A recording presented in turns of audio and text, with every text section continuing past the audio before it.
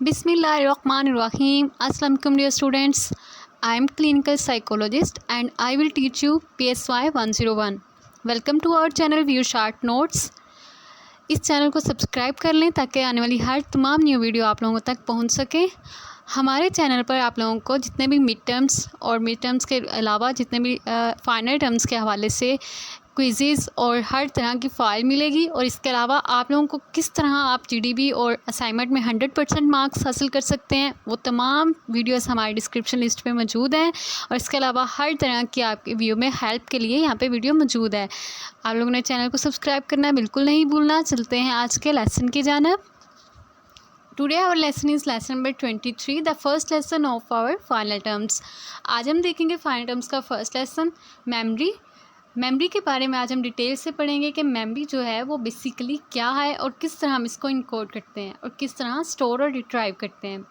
सबसे पहले देखें बेसिकली मेमोरी है क्या। Memory refers to the process by which people and other organism encode store and retrieve information. यानी जितनी भी हमारे अंदर इंफॉर्मेशन होती है इंसानों के अलावा बाकी ऑर्गेनिजम्स भी किस तरह वो उसे इनकोड स्टोर और रिट्राइव करते हैं। इसके अलावा हमारी जितनी भी टॉकिंग होती है, अंडरस्टैंडिंग होती है, रीडिंग होती है, सोशलाइजिंग होती है, ठीक है, ये तमाम चीज़ें डिपेंड कर रही होती हैं कि हमने कितना लर्न किया है और कितना स्टोर किया है और कितना इन्वायरमेंट से हमने इंफॉर्मेशन को टेक किया है। ठीक है, आज हम देखेंगे मेमोरी एंड लर्निंग। मेमोरी और लर्निंग किस तरह क्लोजली रिलेटेड है आज हम इसको पढ़ेंगे। The two terms often describe रफली द सेम प्रोसेस। जो दो टर्म्स हैं बेसिकली वो जैसे लर्निंग और मेमोरी, ये दोनों हमारी इंफॉर्मेशन को इनकोडिंग के लिए ही इस्तेमाल हो रही होती है। Memory is usually considered as a store house of information alone, but just mentioned is more than just that. memory is the process of encoding। यानी किस तरह ये मेमोरी का प्रोसेस होता है। हम अगर इसको डिफ़ाइन करना चाहें तो सबसे पहले आ जाता है इसमें लर्निंग यानी एल और आई यानी इंटरवल। जो हम जब हम लर्निंग कर रहे होते हैं उसमें हम इंटरवल लेते हैं, ड्यूरेशन लेते हैं टाइम का, और उसके बाद आर जो है वो रेफ़र करता है रिमेंबरिंग में। यानी उसके बाद हम इंटरवल के बाद उसको रिमेंबर रखते हैं, किस तरह उसने उसको रिमेंबर रखना है। अब जो जितनी भी रिकलेक्शन होती है हमारे अंदर रेन स्टेटमेंट की, पास्ट एक्सपीरियंस की, वो हमारे पार्ट ऑफ मेमोरी है। अब मेमोरी के फंक्शंस क्या होते हैं। Encoding, storage and retrieval. यानी सबसे पहले इनकोड करना। इनकोड किस तरह करते हैं इंफॉर्मेशन को। Encoding and recording.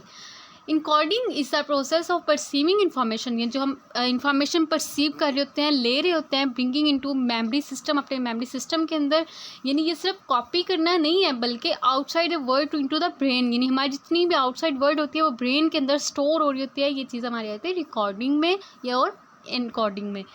आगे देखिए स्टोरेज क्या करता है। जब हम इंफॉर्मेशन को इनकोड कर लेते हैं बाद में हम उसे मेमोरी में सेव करते हैं इंफॉर्मेशन को, इसे हम बोलेंगे स्टोरेज। और रिट्राइवल क्या है।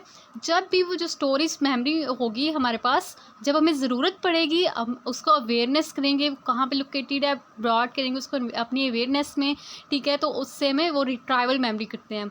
जैसे हम पेपर में क्या करते हैं, सबसे पहले हम उसको मेमोराइज करते हैं अपने लेसन को, उसके बाद हम वहाँ पेपर में रिट्राइवल कर रहे होते हैं। ठीक है, यहाँ पे उन्होंने 1980s में साइकोलॉजिस्ट ने जो रियलाइज़ किया था कि जो इंसान है अपने पास्ट एक्सपीरियंस को विदाउट अवेयरनेस भी रिमेंबर कर सकता है। ठीक है, अगर उनके दिमाग में अगर कोई भी पेशेंट है कोई इस तरह का, उसके दिमाग में कोई डैमेज हो जाता है फिर वो रिट्राइव करना उससे मुश्किल हो जाता है। अब यहाँ मेमोरी का स्टोरेज सिस्टम उन्होंने बताए हैं। मेमोरी जो है एक स्टोर हाउस है जैसे हमने देखा था। सबसे पहले इसमें आता है sensory memory, then short term memory and long term memory. Memory storage system है ये। अच्छा, सेंसरी मेमोरी क्या है। सबसे पहले देखते हैं जो स्टोरेज ऑफ मेमोरी है हमारे पास फॉर अ वाइल, यानी कुछ मोमेंट्स के लिए इनिशियल मोमेंट्री स्टेज पे जो होता है उसको हम बोलते हैं सेंसरी। जो हम सेंस कर रहे होते हैं अपने 5 सेंसेस के थ्रू। जैसे हम कोई चीज़ देखते हैं, किसी चीज़ को छूते हैं, ये हमारे 5 सेंसेस के थ्रू सेंसरी मेमोरी होती है जो कि इनिशियल मोमेंट्री स्टेज पे होती है, जो हम इनिशियली इसको ले रहे होते हैं अपने इन्वायरमेंट से। जैसे ऑडिटरी एक होती है, ऑडिटरी यानी जो हम सुन रहे होते हैं ऑडिटरी में आ जाती है वो, और जो हम देख रहे होते हैं वो आइकॉनिक में आ जाती है, आइकॉनिक मेमोरी जिसमें हम देख रहे होते हैं। अब देखिए टाइप्स ऑफ सेंसरी मेमोरी उन्होंने बताई हुई है। 3 टाइप्स हैं इसकी, आइकॉनिक, इकोनिक and memories related to the other senses. Iconic कौन सी होगी, जो हम रिफ्लेक्ट कर रहे हैं आई के थ्रू सेंस कर रहे हैं हम। ठीक है, जो हम देख रहे हैं अपने विजुअल सिस्टम में। और इकोनिक कौन से, जैसे हम इको पढ़ते हैं ना, इको आवाज़ का इको, ये ऑडिटरी जितनी भी सेंसेस में होगी वो इकोनिक मेमोरी होगी, जो हम सुनते हैं अपनी डेली लाइफ में। आगे शॉर्ट टर्म मेमोरी क्या है? Short term memory, working memory भी इसको बोलते हैं हम शॉर्ट टर्म मेमोरी को। शॉर्ट टर्म मेमोरी जो है ये, जैसे आप जो इन्फॉर्मेशन ले रहे होते हैं, आपके पास थोड़ी देर के लिए आपके दिमाग में वो इन्फॉर्मेशन रहती है 15 to 25 सेकंड तक, ठीक है, बाद में वो मूव कर जाती है लॉन्ग टर्म मेमोरी में, अगर आप उसको मेमोराइज अच्छी तरह कर लें। शॉर्ट टर्म मेमोरी को लॉन्ग टर्म मेमोरी में कन्वर्ट करने के भी कुछ प्रोसेसेस होते हैं। अब यहाँ पर उन्होंने बताया कि how sensory memory transfer to, अच्छा, जो सेंसरी मेमोरी हमारी होती है वो भी शॉर्ट टर्म मेमोरी में जाती है 15 to 25 सेकंड्स के लिए।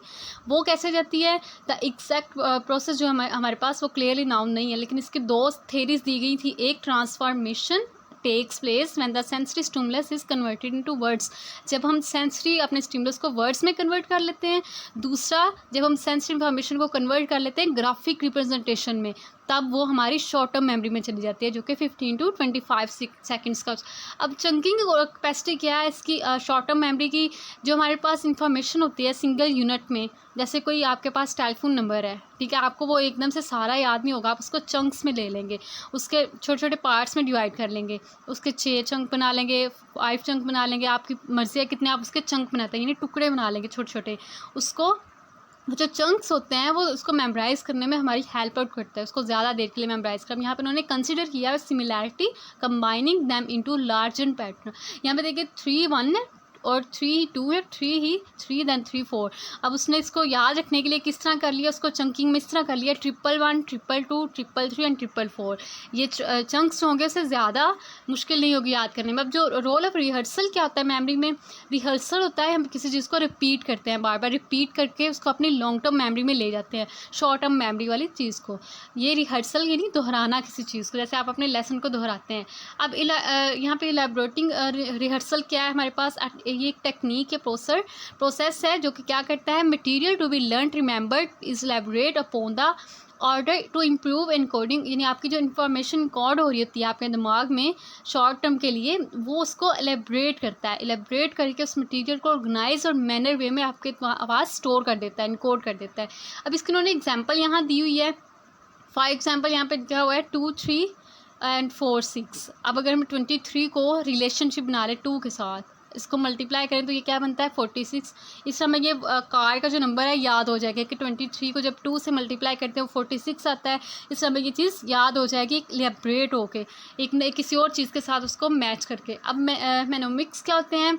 ये स्ट्रैटेजी है ऑर्गेनाइजिंग मटीरियल की, जो हम लर्न करते हैं इनकोडिंग को रिकॉल करके, जो हमारे पास शॉर्ट वर्बल डिवाइसेस होते हैं जितने भी, उसको एसोसिएट कर लेते हैं किसी मटीरियल के साथ उसको लर्न करने के लिए।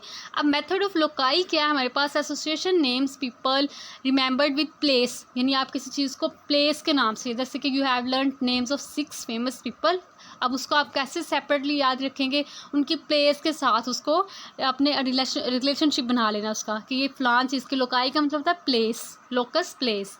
आगे हमारे पास एक्रोस्टिक लाइक मेमो। अब इसका क्या मतलब निमोनिक का? इसका मतलब ये है कि लर्निंग जो मटीरियल होता है उसको हम फर्स्ट लेटर जो होता है ईच वर्ड का, उसको हम एक क्यू की तरह याद रख लेते हैं। जैसे एक USA, ये एक एब्रीविएशन है, MIS BODMAS, ठीक है, हम इसको एक छोटे निमोनिक सिस्टम में एक्रोस्टिक लाइक बना लेते हैं। अब एक्रोनिमिक क्या होता है? एक्रोनिम जो होता है मेमोरीज, ये जो हमारे पास कोई भी लेटर होता है, ठीक है, उसका फीमेल पीस होता है, उसको हम याद रख लेते हैं। जैसे use of LD can be learn with reference to the use of Javed, Umar, Sana, ठीक है, इस तरह हम इसको याद रख लेंगे।